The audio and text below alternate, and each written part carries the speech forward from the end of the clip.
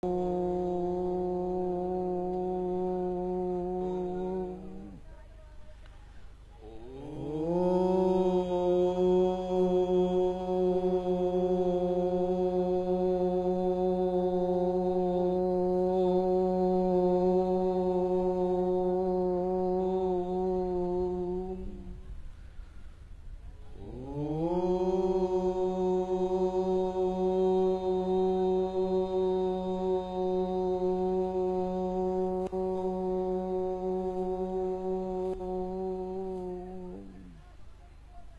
সভা পরিচালনা করবেন হিন্দু সংহতির সহসভাপতি বাবুদা এখন আনুষ্ঠানিকভাবে এই সভা পরিচালনা করবেন। সবার মূল কাজ শুরু করতে চলছি। প্রথমেই আমি হিন্দু সংহতির সম্পাদক শ্রী দেবতনু ভট্টাচার্য মহাশয়কে প্রারম্ভিক বক্তব্য রাখবার জন্য ডায়াসে আহ্বান জানাচ্ছি।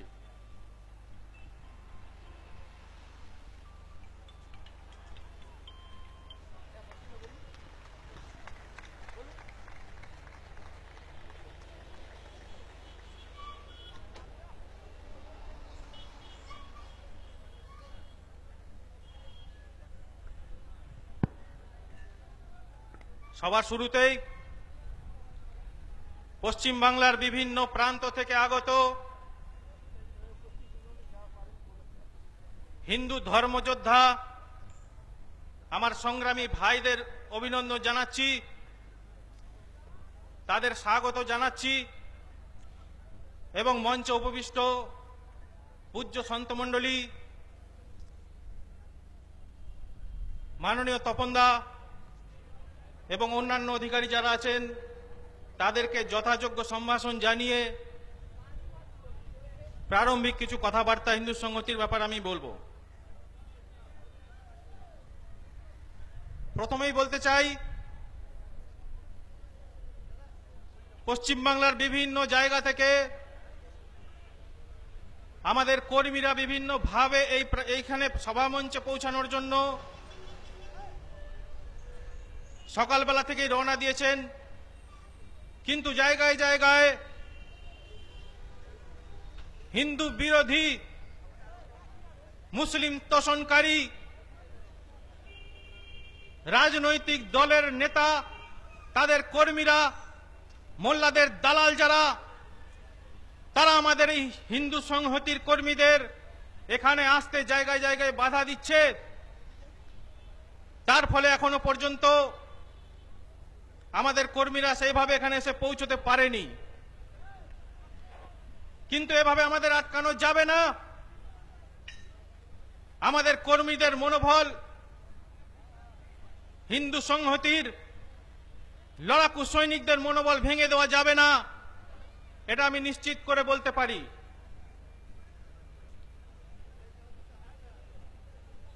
আমাদের দেশ এক অদ্ভুত পরিস্থিতির মধ্য দিয়ে যাচ্ছে। বিশেষ করে আমাদের এই প্রান্ত পশ্চিমবাংলা, যে বাংলা 1947 সালে দ্বিজাতি তত্ত্বের ভিত্তিতে দ্বিখণ্ডিত হয়েছিল এবং এই দ্বিখণ্ডিত বাংলা, এই ভারতবর্ষের মধ্যে আমরা যে পশ্চিম বাংলার অংশটুকু পেলাম, সেখানেও ধীরে ধীরে এই দ্বিজাতি তত্ত্বের যারা সমর্থক, তাদের সংখ্যা ক্রমশ বাড়ছে। তাদের এই ক্রমবর্ধমান জনসংখ্যা এবং ধীরে ধীরে তাদের এই আগ্রাসন বাড়ছে। তাদের এই আগ্রাসন ইঙ্গিত করছে যে আমাদের এই পশ্চিম বাংলা আবার দ্বিখণ্ডিত হতে চলেছে, অথবা আমাদের এই পশ্চিম বাংলা কাশ্মীরে রূপান্তরিত হতে চলেছে।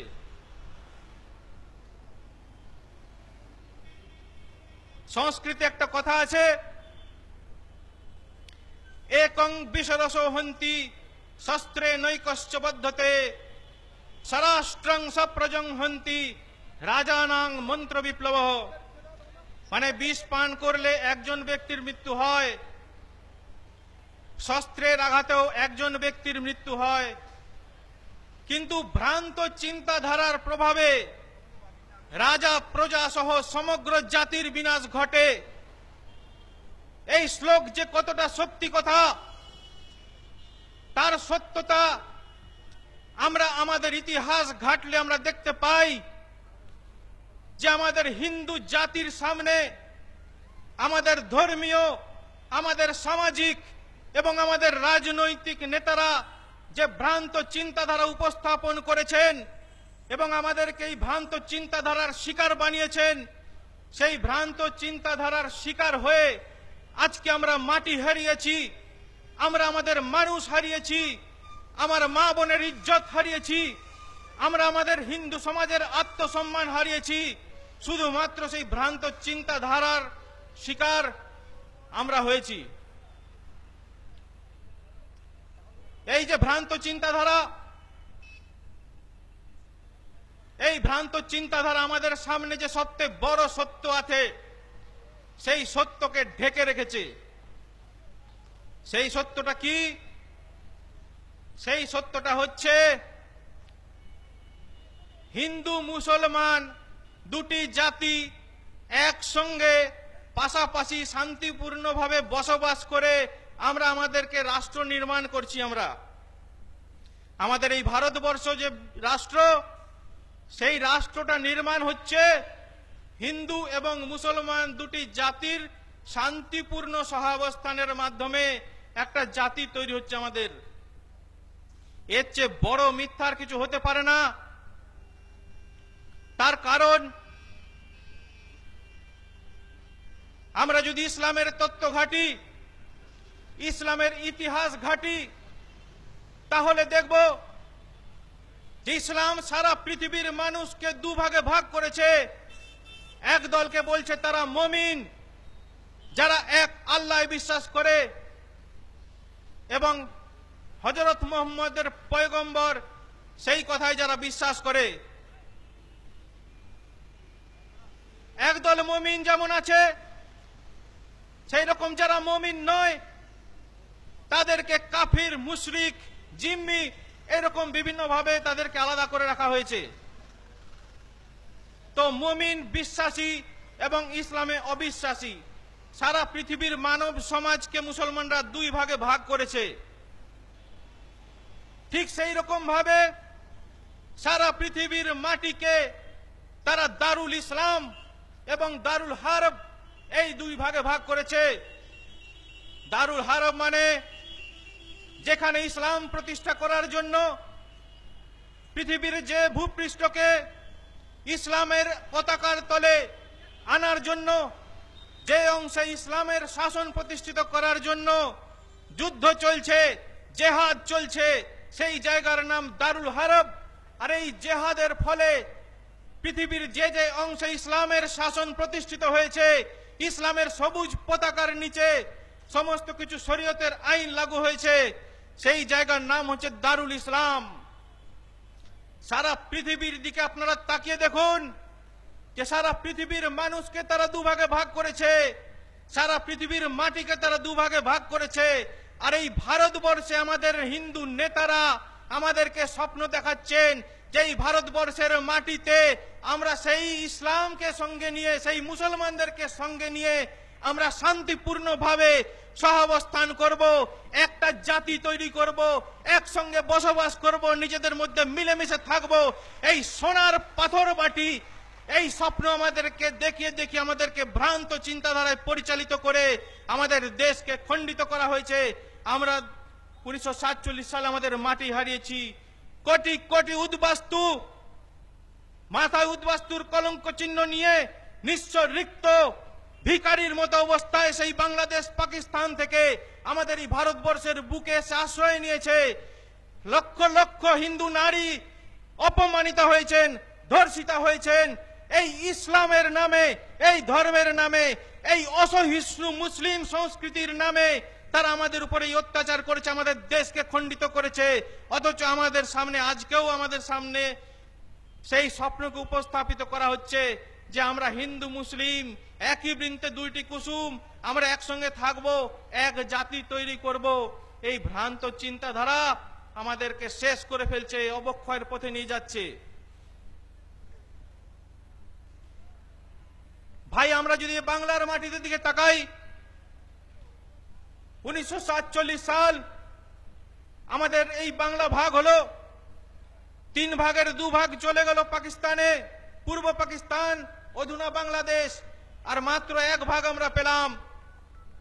সেই সময় দেশ ভাগের পর আমাদের এই পশ্চিম বাংলার মাটিতে যারা সেই দিন দেশ ভাগ চেয়েছিল, যারা মোহাম্মদ আলী জিন্নার নেতৃত্বে এই মনুমেন্টের তলায় পাকিস্তানের দাবিতে আন্দোলন করেছিল, এই কলকাতার বুকে 16ই আগস্ট 1946 সালে পাকিস্তানের দাবিতে হিন্দুদের রক্তের হোলি খেলেছিল, দ্য গ্রেট ক্যালকাটা কিলিং যারা সংগঠিত করেছিল, যারা নোয়াখালীর বুকে লক্ষ লক্ষ হিন্দুকে ধর্মান্তরিত করেছিল, হত্যা করেছিল, সেই মুসলমানরা স্বাধীনতার পর তাদের কাঙ্ক্ষিত পাকিস্তান পেয়ে যাওয়া সত্ত্বেও তারা সেই পাকিস্তানে গেল না, তারা আমাদের এই পশ্চিম বাংলার মাটিতে থেকে গেল।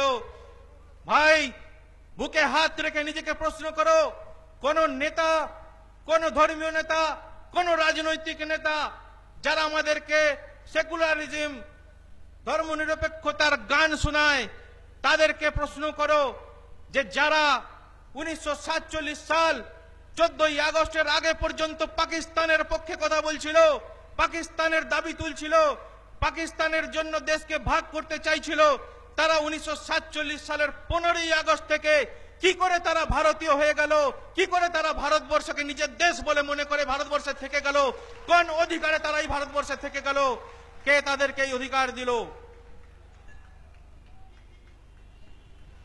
ভাই, এই যে সত্য, দ্বিজাতি তত্ত্ব সারা পৃথিবীর মানুষকে যারা ভাগ করেছে, তারা এই ভারতের মাটিতে, এই বাংলার মাটিতে দ্বিজাতি তত্ত্বের বুলিয়া ওড়ে, দ্বিজাতি তত্ত্বের কথা বলে যারা আমাদের এই দেশকে টুকরো করেছে, সেই দ্বিজাতি তত্ত্বের থেকে বড় সত্য এই পৃথিবীতে কিছু নেই। সেই সত্যকে আমাদের সম্মুখীন হতে হবে এবং এই দ্বিজাতি তত্ত্ব যে আমাদের সামনে চ্যালেঞ্জ ছুড়ে দিয়েছে, সেই চ্যালেঞ্জের মোকাবিলা করার জন্য আজকে নিজের পায়ে দাঁড়াতে হবে, উঠে দাঁড়াতে হবে। আপনারা জানেন, সম্প্রতি ধুলাগড় হিন্দুদের উপর ব্যাপক অত্যাচার হলো। সেই হাওড়া জেলার তেহট্ট হাই স্কুল, সেখানে মুসলমানরা স্কুলে নবী দিবস পালন করার দাবি তুলল এবং স্কুলে নবী দিবস পালন করার পেছনে তাদের যুক্তি ছিল যে আমরা এখানে 80% মুসলমান, তাহলে আমাদের এই 80% যেহেতু আমরা মুসলমান, সেজন্য আমাদের এখানে নবী দিবস পালন করতে দিতে হবে। আর যদি নবী দিবস পালন করতে না দেওয়া হয়, তাহলে 52 বছর ধরে আমাদের এখানে যে স্কুলে সরস্বতী পুজো হয়ে আসছে, সেই সরস্বতী পুজো আমরা হতে দেব না। আমরা দেখতে পেলাম সেই তেহট্ট হাই স্কুলে নবী দিবস পালন করতে না পারার কারণে সেখানে মুসলমানরা 80% মুসলমান, তারা আমাদের সরস্বতী পুজো করতে দিল না। ভাই, ধুলাগড়ের এই ঘটনা, তেহট্টর এই ঘটনা আমাদের সামনে কি প্রশ্ন চিহ্ন তুলে দিচ্ছে না যে আজকে আমাদের এই পশ্চিম বাংলায় 30% মুসলমান, এই মুসলমানের সংখ্যা যে ভালো রাস্তা, কোন পথ ভারতবর্ষের কোন সরকারের কাছে নেই। তারা জনসংখ্যা নিয়ন্ত্রণ, জন্ম নিয়ন্ত্রণের কথা মুসলিম এলাকায় গিয়ে বলতে পারে না, শুধুমাত্র হিন্দুদেরকে জন্ম নিয়ন্ত্রণের কথা বলে বেড়ায়, আর হিন্দুরা সেগুলো পালন করে, মুসলমানরা সেগুলো পালন করে না। হিন্দুর জনসংখ্যা দিন দিন কমছে আর মুসলমানের জনসংখ্যা দিন দিন বেড়ে যাচ্ছে। সারা পশ্চিম বাংলা যেদিন এই তেহট্টের মতো 70%, 80% মুসলমান হবে, আপনারা কি মনে করেন সেদিন এই পশ্চিম বাংলার বুকে আপনারা কোন স্কুলে সরস্বতী পুজো করতে পারবেন? সেদিন কি আপনারা মনে করেন যেদিন এখানে 80% মুসলমান হবে, সেদিন আপনার বাড়িতে, নিজের বাড়িতে আপনার ঠাকুরের মূর্তি, সেটাকে আপনি নিজের বাড়িতে পুজো করতে পারবেন? এ কথা কি আপনারা মনে করেন? তেহট্টের ঘটনা আমাদের সামনে এই প্রশ্ন ছুড়ে দিয়েছে। এই প্রশ্নের এই চ্যালেঞ্জ আমাদেরকে গ্রহণ করতে হবে, অ্যাকসেপ্ট করতে হবে। আমাদের পূর্বপুরুষরা 1946-47 সালে আমাদের সামনে দ্বিজাতি তত্ত্বের যে চ্যালেঞ্জ ছুড়ে দিয়েছিল মুসলমানরা, এই মনুমেন্টের তলায় দাঁড়িয়ে জিন্না বলেছিল যে আমাদের কাছে পিস্তল আছে, আমরা সেই পিস্তল ব্যবহার করতে জানি। আর এই পিস্তল আর মুসলমানের ছোড়া দাঙ্গার ভয়ে আমাদের তৎকালীন নেতৃত্ব নিজের দেশ মাতৃকাকে খণ্ডিত করার সিদ্ধান্ত নিতে বাধ্য হয়েছিল। সেই পিস্তল আর ছুরির ভয় দেখিয়ে সেই সময় আমাদের সমাজকে, আমাদের হিন্দু সমাজের উপরে তারা অকথ্য অত্যাচার করেছিল, নির্যাতন করেছিল, লাখ লাখ হিন্দু নারীকে ধর্ষণ করেছিল, আমাদের হিন্দুদেরকে বিতাড়িত করে আমাদের পায়ের তলার মাটি ছিনিয়ে নিয়েছিল। সেই চ্যালেঞ্জ আবার আমাদের সামনে ঘুরে আসছে। কিন্তু আজকে হিন্দু সংহতি আছে, আজকে তপন ঘোষের নেতৃত্বে হিন্দু সংহতির যুবকরা আমরা সংকল্প গ্রহণ করেছি যে আমাদের পূর্বপুরুষরা সেদিন যে ভুল করেছিলেন সেই ভুলের প্রায়শ্চিত্ত এবার আমরা করব, সেই ভুল দ্বিতীয়বার আমরা করব না। আমাদেরকে পিস্তলের ভয় দেখানো যাবে না।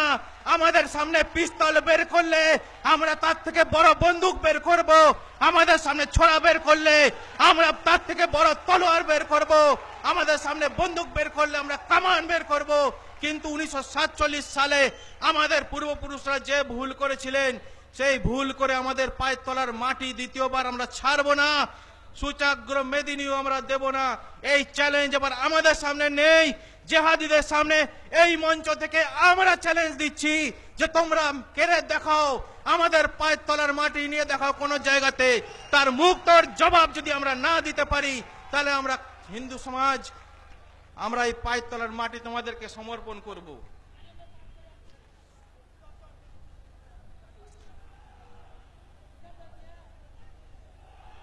আমাদের নেতৃত্ব,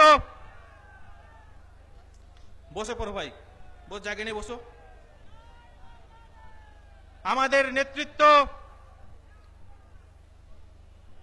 দেশভক্ত, দেশকে ভালোবেসে দেশের জন্য প্রাণ উৎসর্গ করতে তারা পিছপা হননি।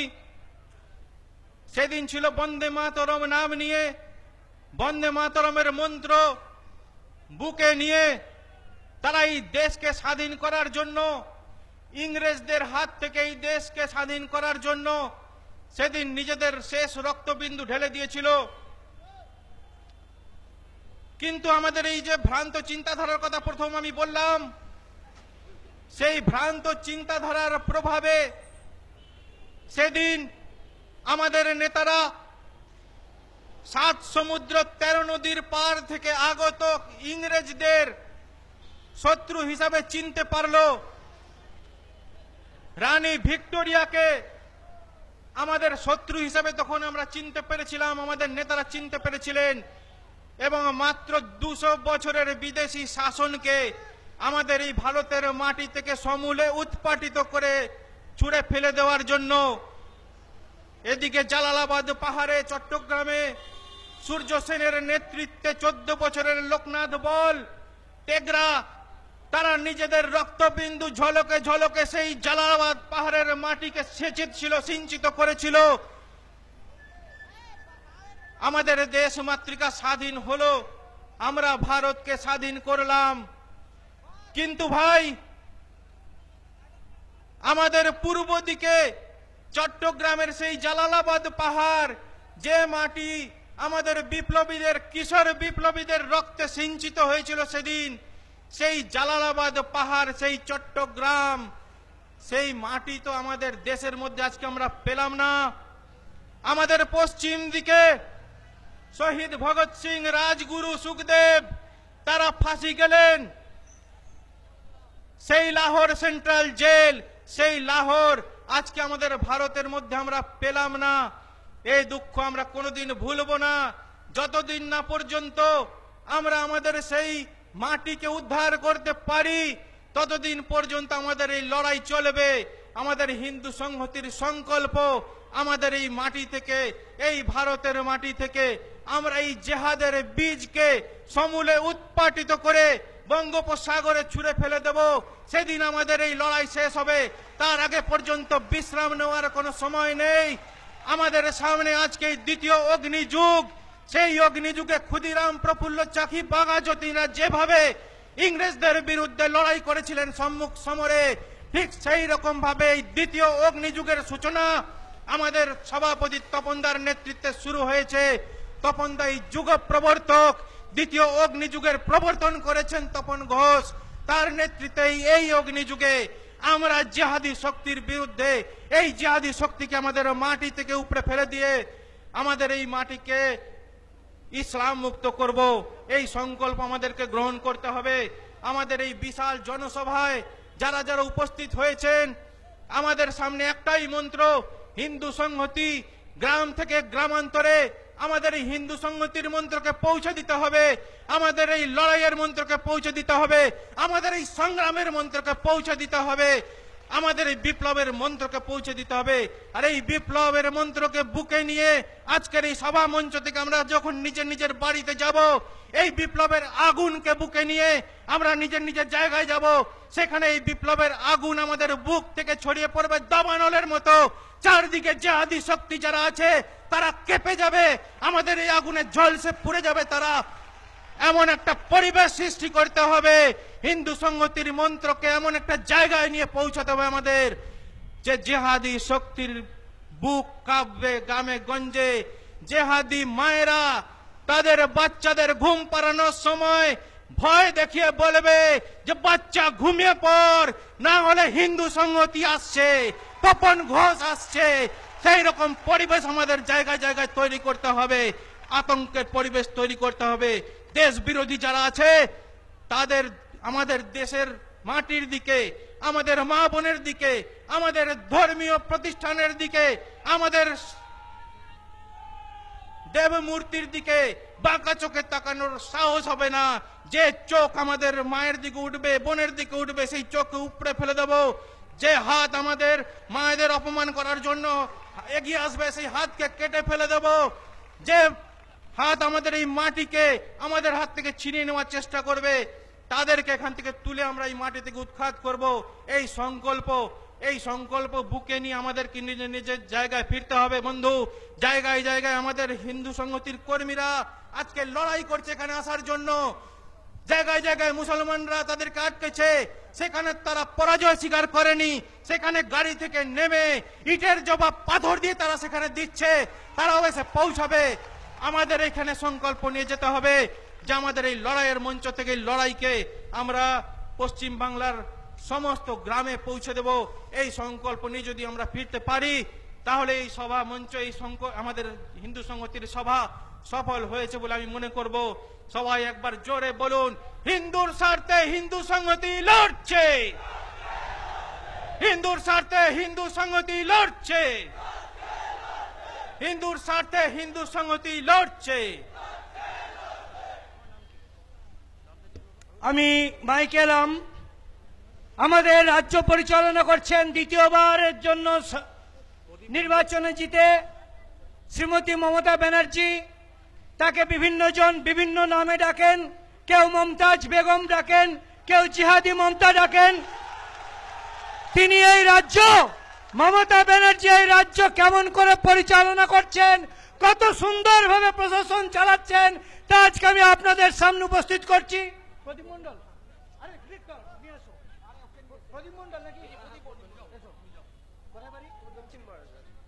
প্রদীপ মণ্ডল দক্ষিণ বারাসাত থেকে আসছে, দক্ষিণ 24 পরগনা জেলা। সেখান থেকে আসার সময় ওই জিহাদিরা আক্রমণ করেছিল বারুইপুর বাইপাসে মালঞ্চের কাছে। বহু জায়গাতে মেদিনীপুরে গাড়ি আটকে দিয়েছে, বারুইপুরে গাড়ি আটকে দিয়েছে, কাকদ্বীপে নিশ্চিন্তপুরে গাড়ি আটকে দিয়েছে, হাওড়ার সাঁতরাগাছিতে গাড়ি আটকে দিয়েছে।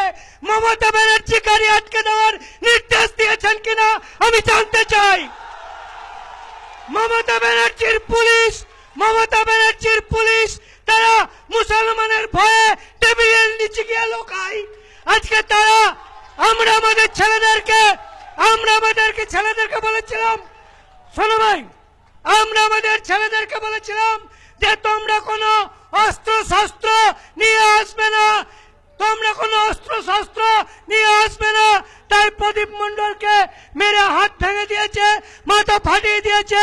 নিশ্চিন্তপুরের 3 জন ইতিমধ্যে কাকদ্বীপ হাসপাতালে ভর্তি হয়েছে। বহু জায়গায় আক্রমণ হচ্ছে, হাতে প্রচন্ড পেন হচ্ছে। আমি মাঝখানে তুললাম, এক্ষুনি একে হাসপাতালে পাঠাতে হবে। তোর নাম কি বাবা?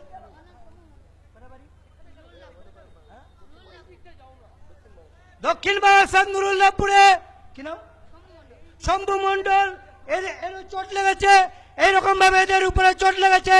মমতা ব্যানার্জির জেহাদি শাসন বহুদিন দীর্ঘস্থায়ী হোক, তাহলে আমরা এই জেহাদের বিরুদ্ধে লড়াই করার সুযোগ পাবো।